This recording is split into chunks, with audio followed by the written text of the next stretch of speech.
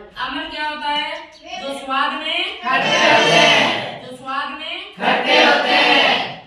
और अम्ल की आपको एक ट्रिक बताई थी, अनील है। अनील यानी ऐसे अम्ल, ऐसे नीला, ऐसे लाल, यानी अम्ल वो होते हैं जो नीले लिटमस पत्र को क्या करता है? लाल करता है। तीसरी बात क्या बताई थी कि अम्ल वो होते हैं कि जल के अंदर घोला जाए। तो जलीय विलयन के अंदर कौन सी आयन देंगे? H positive ion, H positive ion, H positive के नीचे क्या लगाते हैं?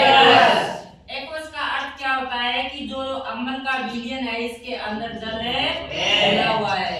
यहाँ तक किसी के दिक्कत? अब बताओ कि अम्ल है वो विद्युत का चालन करते हैं या नहीं? बताओ, करते हैं या नहीं? करते हैं। जो अम्ल है वो विद्युत का चालन है। क्यों?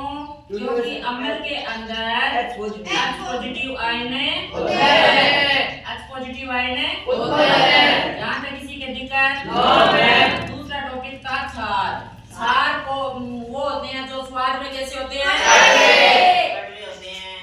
और क्षार लाल लिटमस पत्र को कैसा करता है? नीला करता है। अब बताओ कि जलीय विलयन के अंदर क्षार को घोला जाए तो कौन से आयन बनता है? OH। अब एक शब्द आया था बीच में कि लिटमस पत्र। क्या आया था? लिटमस पत्र।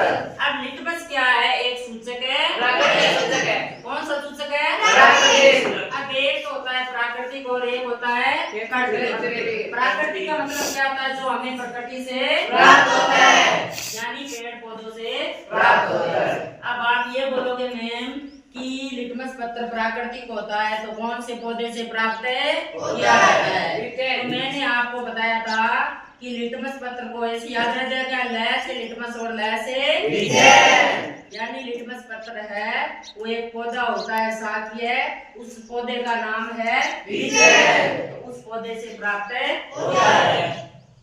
अब आप बोलोगे कि मैम पौधों के तो बहुत सारे वर्ग होते हैं ना? तो जो लिचेन पौधा है वो कौन से वर्ग का पौधा है? तो मैंने आपको बताया था, कौन सा बताया था? अब आपके ये दिक्कत हो सकती है क्या कि ये याद कैसे रहेंगे?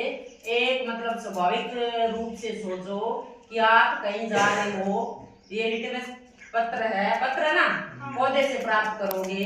यदि पौधे से मतलब मान लो एक खेजड़ी का पौधा है, आप उसके पत्ते प्राप्त करने जा रहे हो तो क्या